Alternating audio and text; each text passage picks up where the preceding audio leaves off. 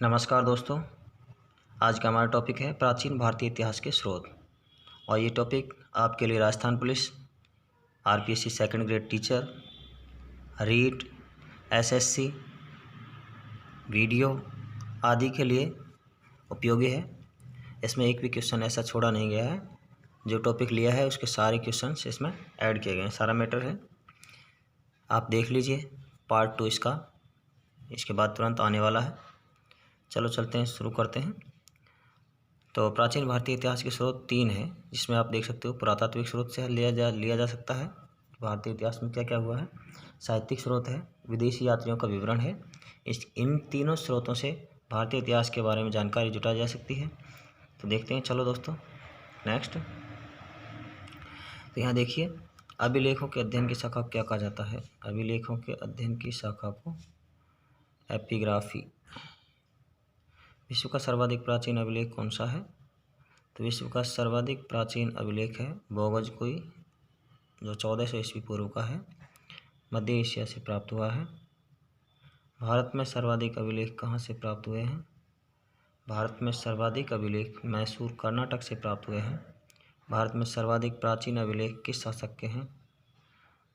तो भारत में सर्वाधिक प्राचीन अभिलेख अशोक सम्राट। नेक्स्ट, अशोक के अभिलेखों को सर्वप्रथम किसने खोजा था। तो अशोक के अभिलेखों को सर्वप्रथम टी फैंथेलर ने 1750 ईस्वी में खोजा था।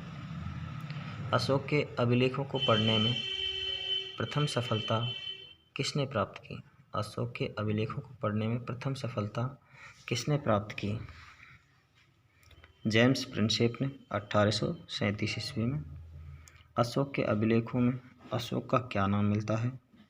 अशोक के अभिलेखों में अशोक का नाम देवान पियदस्सी या देवानाम पियदस्सी मिलता है।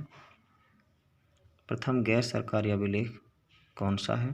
तो प्रथम गैर सरकारी अभिलेख हेलियोडोरस का वेशनगर विदिशा का अभिलेख है, जिसे विष्णु स्तंभ लेख के नाम से भी जाना जाता है।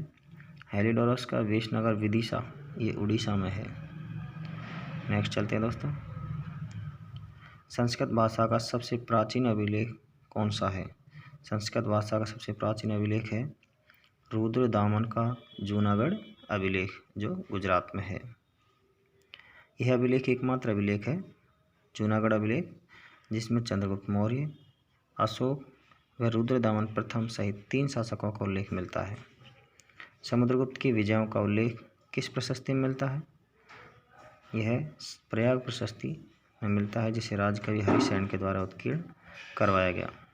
सती प्रथा के साक्ष्य किस प्राचीनतम अभिलेख से मिलते हैं। तो सती प्रथा के प्राचीनतम साक्ष्य भानुगुप्त ऐरण अभिलेख से मिलते हैं। नेक्स्ट चलते हैं दोस्तों। सिक्कों के अध्ययन की शाखा को क्या कहा जाता है। तो सिक्कों के अध्ययन की शाखा को न्यूमिस्मेटिक्स या मुद्रा शास्त्र कहा जाता है। भारत के प्राचीनतम सिक्के हैं। भारत के प्राचीनतम सिक्कों को आहत सिक्के कहा जाता है। 1853 में जेम्स प्रिंसेप ने इन्हें पंचमार्क सिक्के भी कहा था। भारत में सर्वप्रथम किस धातु के सिक्के प्राप्त हुए। तो भारत में सर्वप्रथम चांदी के सिक्के प्राप्त हुए हैं। सर्वप्रथम सोने के सिक्के जारी करने का श्रेय हिंद यवन शासक मिनांडर को जाता है। सर्वप्रथम सोने के सिक्के जारी करने का श्रेय हिंद यवन शासक मिनांडर को जाता है। महात्मा बुद्ध का चित्र पहली बार सिक्कों पर किसने उत्कीर्ण करवाया था। उत्कीर्ण दोस्तों उत्कीर्ण करवाया था, तो यह था कुषाण शासक कनिष्क ने। चमड़े के सिक्के किस शासक ने चलाए थे। तो चमड़े के सिक्के एक दिन के बादशाह नियामुद्दीन ने चलाए थे। गुप्त काल में सर्वाधिक सोने के सिक्के जारी हुए, इसलिए प्राचीन भारत का स्वर्ण काल गुप्त काल को कहा जाता है। ऋग्वेद के पुरोहित को क्या कहा जाता है। तो दोस्तों ऋग्वेद के पुरोहित को होत्र कहा जाता है। ऋग्वेद में 1028 सूक्त 10 मंडल हैं। ऋग्वेद का उपवेद आयुर्वेद है। ऋग्वेद की उत्पत्ति ऋग शब्द से हुई है, जिसका शाब्दिक अर्थ छंद से युक्त मंत्र होता है। यजुर्वेद की उत्पत्ति यजु शब्द से हुई है। यजु का अर्थ यज्ञ होता है। यजु का शाब्दिक अर्थ यज्ञ होता है। यह एकमात्र वेद है जो गद्य पद्य दोनों शैलियों में लिखा गया है। इसे चंपू काव्य भी कहा जाता है। यजुर्वेद के पुरोहित को उद्गाता कहा जाता है। यजुर्वेद के पुरोहित को उद्गाता कहा जाता है और ऋग्वेद के पुरोहित को होत्र कहा जाता है। इसके दो भाग हैं। यजुर्वेद के कितने भाग हैं दोस्तों? दो भाग हैं, कृष्ण यजुर्वेद व शुक्ल यजुर्वेद।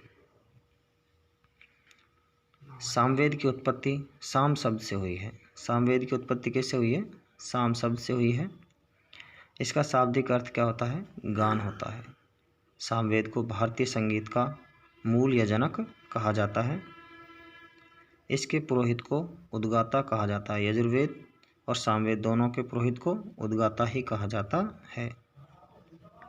अथर्ववेद का प्रथम वाचन अथर्व ऋषि व दूसरा वाचन उनके पुत्र अंगिरस ने किया, इसलिए अथर्ववेद को अथर्वांगिरस भी कहा जाता है। अथर्ववेद को दोस्तों ब्रह्मवेद भी कहा गया है। यह प्रथम धार्मिक ग्रंथ है जिसमें अंधविश्वास, भूत प्रेत व जादू टोना वर्णित है। इस वेद के पुरोहित को ब्रह्मा कहा जाता है। वेदांगों की संख्या 6 है। इसमें पहला है शिक्षा, इसको नाक कहा जाता है, नासिका बोलते हैं। कल्प को हाथ कहा गया है। व्याकरण को मुख कहा गया है। निरुक्त को कान और छंद को पैर और ज्योतिष को आँखें कहा गया है। शिक्षा, कल्प, व्याकरण, निरुक्त, छंद, ज्योतिष, ये 6 वेदांग हैं। दोस्तों वीडियो पसंद आए तो लाइक और